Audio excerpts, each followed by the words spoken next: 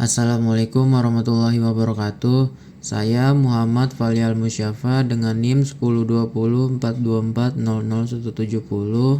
akan menjelaskan hasil pengerjaan UTS mata kuliah Sistem Basis Data dengan studi kasus Sistem Pembayaran Layanan di Rumah Sakit. Pertama-tama untuk di bab 1 ini saya merancang sebuah ERD versi Chen berdasarkan studi kasus yang telah diberikan. Selanjutnya saya akan menjelaskan entitas dan atribut-atributnya. Yang pertama ada pasien yang ditambahkan 170 yaitu 3 angka terakhir dari NIM saya. Tabel pasien ini untuk menyimpan data pasien yang telah melakukan transaksi di rumah sakit dengan atribut ID pasien sebagai primary key-nya, lalu ada nama pasien, alamat, dan juga nomor HP.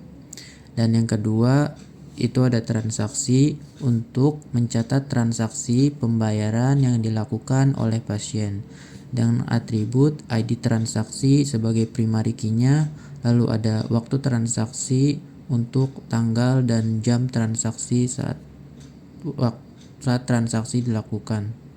Dan yang terakhir ada ID pasien sebagai foreign key-nya untuk mengacu ke pasien yang melakukan transaksi.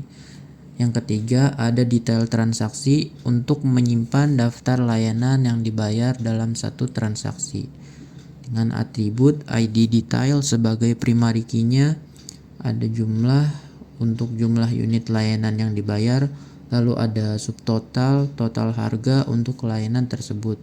Lalu ada ID transaksi sebagai foreign key dan juga ID layanan sebagai foreign key-nya. Yang keempat ada layanan untuk menyimpan data layanan atau item berbayar seperti obat, kamar, tindakan medis, dan lain-lainnya dengan atribut ID layanan sebagai primary key-nya, lalu ada nama layanan, biaya untuk harga layanannya, ID kategori sebagai foreign key, lalu ada ID unit sebagai foreign key-nya. Yang kelima ada kategori layanan untuk menyimpan kategori umum dari layanan dengan atribut ID kategori dan nama kategori. Dan yang keenam unit untuk menyimpan data unit rumah sakit yang menyediakan layanan dengan atribut ID unit sebagai primary key dan juga nama unit, yaitu nama unit yang ada di rumah sakit. Selanjutnya saya akan menjelaskan bagian relasi antar entitas pada sistem basis data rumah sakit ini. Yang pertama pasien ke transaksi. Relasinya bernama melakukan, artinya satu pasien bisa melakukan banyak transaksi. Diimplementasikan dengan foreign key ID pasien di tabel transaksi. Yang kedua transaksi ke detail transaksi. Relasinya memiliki karena satu transaksi bisa terdiri dari banyak detail layanan. Foreign key-nya adalah ID transaksi di tabel detail transaksi. Yang ketiga, layanan ke detail transaksi. Relasinya tercatat dalam, artinya satu layanan bisa muncul di banyak detail transaksi yang berbeda. Yang keempat, layanan ke kategori layanan. Relasinya termasuk dalam karena setiap layanan hanya masuk ke satu kategori seperti farmasi atau tindakan medis. Yang kelima, layanan ke unit. Relasinya disediakan oleh karena setiap layanan hanya disediakan oleh satu unit rumah sakit seperti apotek atau laboratorium. Di bab kedua ini saya akan melanjutkan ke proses transformasi ke relational model. Di tahap ini setiap entitas dan relasi yang ada di ERD saya ubah menjadi bentuk tabel yang sesuai di MySQL Workbench. Totalnya ada 6 tabel utama yang saya buat. Yang pertama ada tabel pasien dengan 3 angka NIM terakhir 170, menyimpan data pasien dan tidak memiliki foreign key karena berdiri sendiri. Atribut yang digunakan antara lain ID pasien, nama pasien, alamat, dan HP. Yang kedua ada 2 tabel referensi yaitu kategori layanan dan unit. kategori menyimpan jenis layanan seperti farmasi, tindakan medis, dan sebagainya. Sedangkan unit menyimpan bagian rumah sakit seperti apotek, poliklinik, atau laboratorium. Kedua tabel ini akan menjadi acuan bagi layanan yang disediakan. Yang ketiga, tabel layanan adalah tabel penting yang menyimpan informasi seperti nama layanan, biaya, dan foreign key kategori serta unit yang menyediakan layanan tersebut. Contohnya, layanan tes darah masuk kategori pemeriksaan penunjang dan disediakan oleh unit laboratorium. Yang keempat, tabel transaksi mencatat transaksi yang dilakukan oleh pasien. Di sini saya menambahkan foreign key ID pasien agar setiap transaksi bisa dihubungkan ke siapa yang melakukannya. Atribut lainnya yaitu ID transaksi dan waktu transaksi. Yang kelima, terakhir saya buat tabel detail transaksi sebagai penghubung antara transaksi dan layanan. Karena satu transaksi bisa melibatkan beberapa layanan. Dan satu layanan juga bisa muncul di banyak transaksi. Maka saya gunakan tabel perantara ini dengan foreign key ke ID transaksi dan ID layanan. Selain struktur, saya juga menentukan tipe data untuk setiap atribut. Misalnya, varchar range-nya 5 untuk ID karena saya menggunakan format seperti P01 atau L05, yaitu P01 untuk ID pasien dan L05 untuk layanan. Yang kedua, ada integer dengan range 11 untuk biaya dan subtotal agar bisa menyimpan nilai uang dalam jumlah yang besar. Dan yang ketiga, ada datetime untuk menyimpan waktu transaksi secara lengkap. Semua struktur ini sudah saya sesuaikan dengan kebutuhan dan sudah diuji berjalan baik di MySQL. Di bab 3 ini, saya melanjutkan ke tahap implementasi menggunakan MySQL Workbench, yaitu dengan menulis skrip DDL dan DML. Pertama, DDL. DDL digunakan untuk membuat struktur tabel. Saya menggunakan perintah create table untuk membuat tabel-tabel yang sudah saya buat sebelumnya, yaitu ada pasien, kategori layanan, unit, layanan, transaksi, dan detail transaksi. Setiap tabel memiliki tipe data masing-masing. Misalnya, varchar digunakan untuk ID dan juga nama. INT atau integer digunakan untuk kolom seperti biaya, jumlah, dan subtotal. Datetime digunakan untuk mencatat waktu transaksi.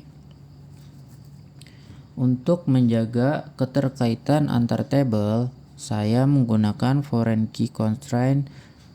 Contohnya, ID pasien di transaksi mengacu ke pasien. ID kategori dan ID unit di layanan mengacu ke tabel kategori dan unit.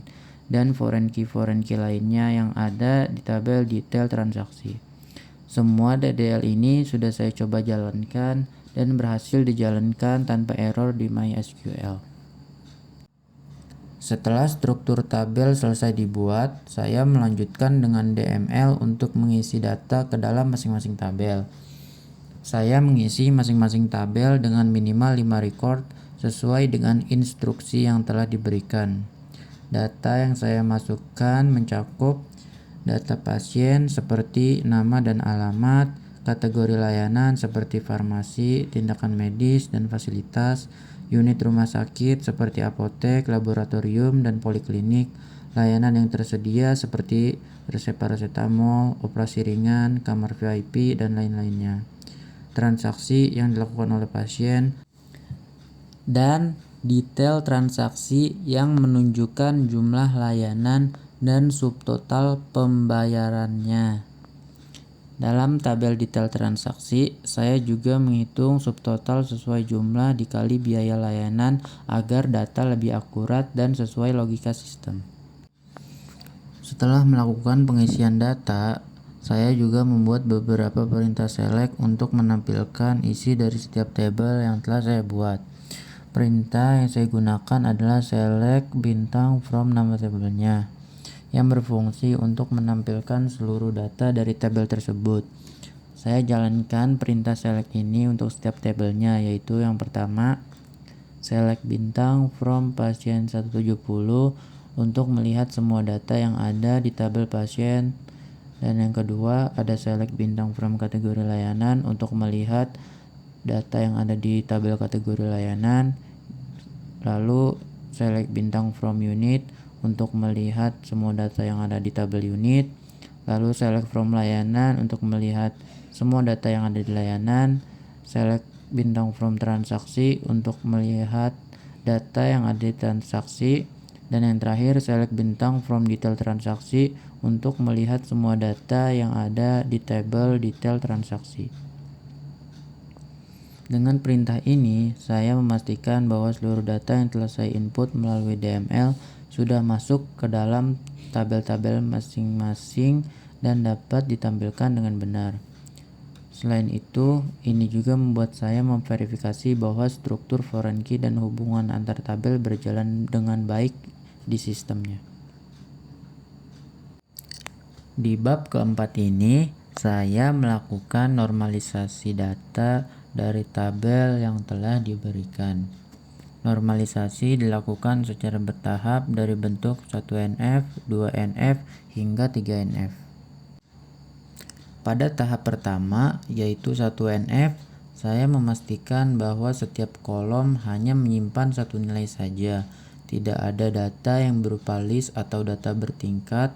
Misalnya, dalam satu transaksi, jika ada lebih dari satu layanan yang dibayar, maka saya pecah ke dalam beberapa baris yang berbeda di tabel detail transaksi agar tetap satu nilai per sel. Di tahap 1NF, saya pastikan bahwa setiap kolom hanya menyimpan satu nilai atau yang disebut atomik. Awalnya, satu transaksi bisa memuat banyak layanan dalam satu baris, yang membuat data menjadi tidak rapi. Untuk memperbaikinya, saya pecah layanan menjadi beberapa baris dengan kombinasi ID transaksi dan ID layanan. Dengan cara ini, data menjadi lebih terstruktur dan tiap layanan tercatat dengan unik. Setelah 1NF, saya lanjut ke 2NF untuk menghilangkan partial dependensi, yaitu ketergantungan sebagian pada kunci gabungan. Misalnya, nama pasien dan waktu transaksi tidak tergantung pada ID layanan. Jadi, data tersebut dipindahkan ke tabel yang lebih tepat. Saya pisahkan menjadi satu, tabel pasien untuk info pasien, yang kedua, tabel transaksi untuk transaksi dan waktu, dan detail transaksi untuk rincian layanan. Ini membuat setiap tabel hanya menyimpan data yang benar-benar relevan dengan primary key-nya. Di tahap 3NF, saya menghilangkan transitive dependency, yaitu ketika kolom non-kunci bergantung pada kolom non-kunci lainnya. Contohnya, nama layanan dan biaya awalnya disimpan di detail transaksi, padahal seharusnya hanya tergantung pada ID layanan. Maka saya buat tabel layanan terpisah yang menyimpan ID layanan, nama layanan, dan biaya. Detail transaksi cukup untuk menyimpan ID layanan tanpa mengulang informasi deskriptif. Dengan langkah-langkah normalisasi ini, struktur database menjadi lebih efisien, minim redundansi, dan lebih mudah dikelola jika ada perubahan data di masa depan. Cukup sekian penjelasan dari hasil pengerjaan UTS saya. Kurang lebihnya mohon maaf. Wassalamualaikum warahmatullahi wabarakatuh.